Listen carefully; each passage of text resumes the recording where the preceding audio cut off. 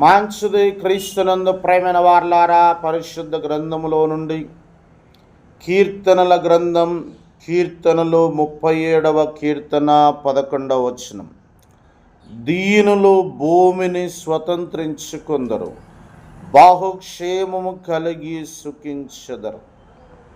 మనమందరం ఆత్మీయముగా అనగా ఆధ్యాత్మికంగా దీనత్వము కలిగి జీవించాలి, దీనులముగా బ్రతకాలి.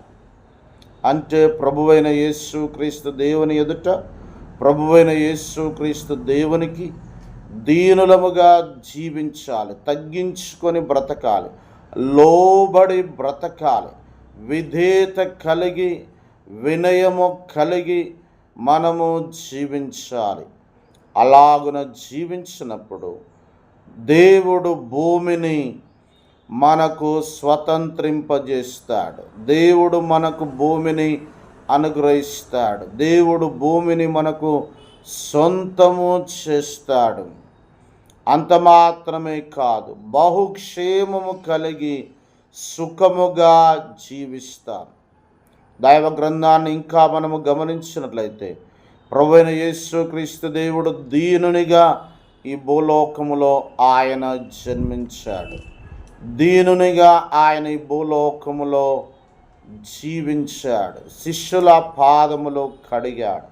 బాప్తిస్మిచ్చి యోహాను ఈ విధంగా అన్నాడు, ఆయన హెచ్చవలసి ఉన్నది, నేను తగ్గవలసి ఉన్నది అని తను తాను తగ్గించుకున్నాడు, దీనునిగా జీవించాడు.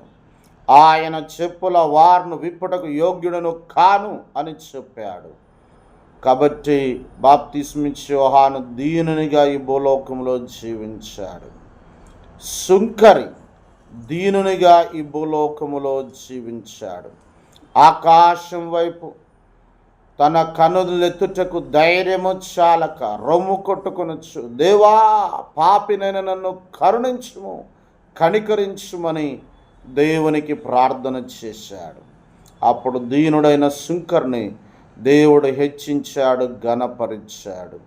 కాబట్టి మనమందరము దీనులముగా జీవిద్దాం, భూమిని స్వతంత్రించుకుందాం, అనగా సొంతము చేసుకుందాం, బాహుక్షేమము కలిగి సుఖముగా జీవిద్దాం. అలాంటి కృప దేవుడు మనందరికీ దయచేయునుగాక. ఆమేన్. God bless you.